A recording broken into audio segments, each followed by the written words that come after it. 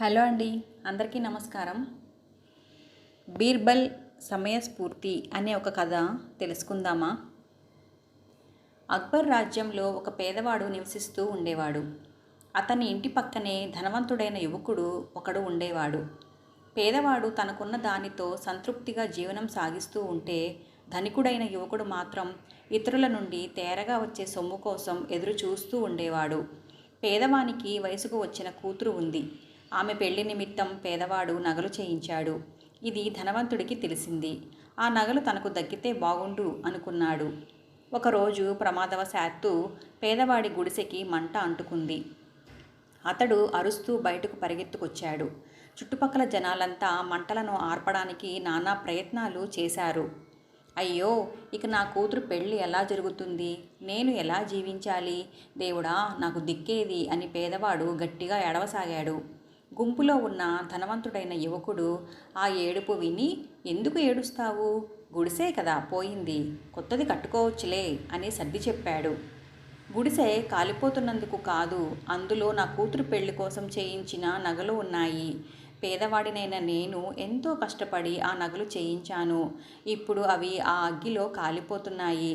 ఇక మా అమ్మాయికి ఎలా పెళ్లి జరుగుతుంది? నాలాంటి వాడు బతకకూడదు అని మంటల వైపు వెళ్ళసాగాడు పేదవాడు. యువకుడు పేదవాడిని వారించి, చూడు, నీకు నగలే కదా కావలసింది, నేను తెచ్చిపెడతాను. అయితే ఒక షరతు, అందులో నాకు నచ్చినవి ఉంచుకొని మిగిలినవి మాత్రమే నీకు ఇస్తాను అని అన్నాడు. బాధలో ఉన్న పేదవాడు మొత్తం పోగొట్టుకునే బదులు ఎన్నో కొన్ని అయినా దక్కితే చాలు అనుకుని సరే అన్నాడు. ధనవంతుడైన యువకుడు కాలిపోతున్న గుడిసెలోకి వెళ్ళి అతి కష్టం మీద నగల పెట్టెను తీసుకొచ్చాడు. పేదవాడు ఎంతో సంతోషించాడు. అయితే యువకుడు తాను పెట్టిన షరతు ప్రకారం ఇదే నాకు నచ్చిందంటూ నగలన్నీ తీసుకుని ఖాళీ పెట్టెను పేదవాడి చేతిలో పెట్టి తన దారిన తాను వెళ్ళిపోయాడు. పేదవాడు తనకు జరిగిన అన్యాయానికి చింతిస్తూ బీర్బల్ దగ్గరకు వెళ్ళి యువకుడు చేసిన మోసాన్ని తెలియజేశాడు. వెంటనే బీర్బల్ బయలుదేరి వెళ్ళాడు. అప్పటికి గుడిసె పూర్తిగా కాలిపోయింది. ఆ దుర్ఘటన చూసిన బీర్బల్కి పేదవాడిపై జాలి కలిగింది. అతడికి తగిన న్యాయం చేయాలి అనుకున్నాడు. వెంటనే యువకుడిని రప్పించాడు. ఇద్దరి వాదనలు విన్నాడు బీర్బల్. చివరిగా, సరే, ఇద్దరిలో ఎవరిదీ తప్పులేదు. అయితే న్యాయం చెప్పమంటూ పేదవాడు నా దగ్గరకు వచ్చాడు కనుక నేను న్యాయం చెబుతాను అని బీర్బల్ అన్నాడు.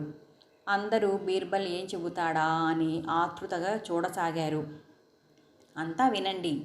ఈ పేదవాడి గుడిసె తగలబడిపోతూ ఉండగా ఈ ధనవంతుడైన యువకుడు ఆ నగలను తాను రక్షించి తనకు నచ్చినవి మాత్రమే ఇతనికి ఇస్తానన్నాడు. కానీ ఇతను తన మాట నిలబెట్టుకోలేదు అన్నాడు. యువకుడు, అదేమిటి, నాకు నచ్చినవేగా అతడికిస్తానన్నాను, ఇందులో నేను మాట తప్పడం ఏముంది అన్నాడు ఆశ్చర్యంగా. ఆ మాటలకు బీర్బల్ నవ్వుతూ, నువ్వు పెట్టే ఇతనికి ఇచ్చావంటే నువ్వు నగలను ఇష్టపడినట్టే కదా, మరి ఇష్టపడిన వాటిని ఇవ్వకుండా పెట్టెను ఇవ్వడంలో అర్థమేమిటి? అందుకని మీ వాగ్దానం ప్రకారం నువ్వు ఇష్టపడిన నగలను ఇతడికి ఇచ్చేయి, లేదా నీకు కఠిన దండన తప్పదు అని ఆ యువకుడిని బెదిరించాడు బీర్బల్. తన మాటను తనకే అప్పగించినందుకు ఆ యువకుడు బుద్ధి తెచ్చుకొని నగలను పేదవాడికి ఇచ్చాడు.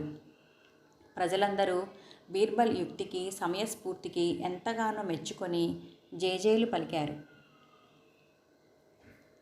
ఈ కథ మీకు నచ్చితే please like and subscribe. Thank you.